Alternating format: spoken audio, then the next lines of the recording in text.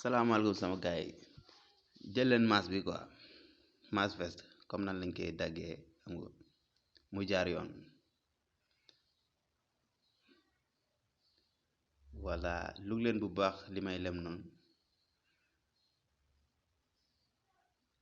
foofu maa ngi fa lem 8 quoi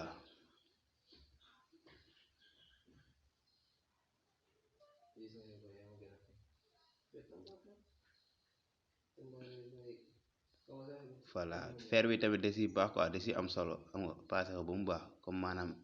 pour pli bi mun a génn quoi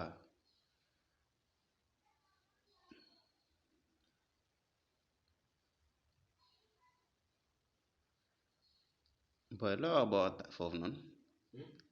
looy wax ni voilà xool leen craie bi fi ma ko rëdd noonu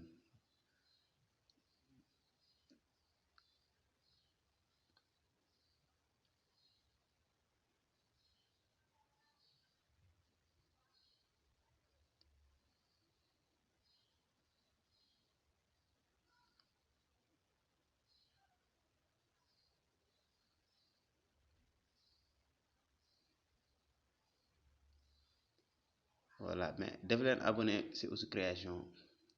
waaw bu ngeen buggee am ay vidéo yu dub vidéo yu jaar yoon quoi voilà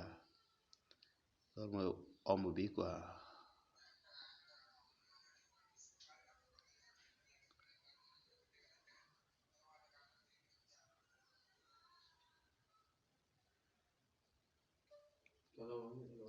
voilà braquet bi fu mu war a yem noonu quoi mooy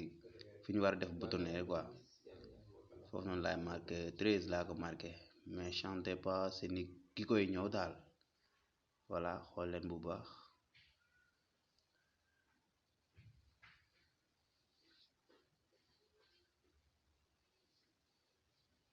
booy nga ne naanu ataaya but ataaya dina neex de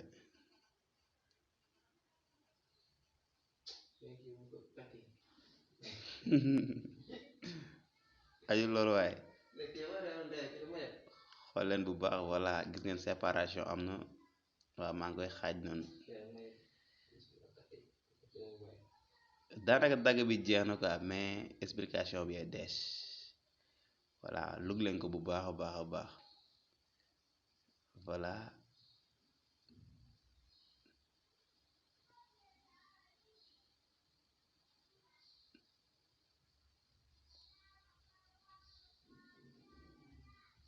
voilà ñoo ko gisandoo mas baa ngi noonu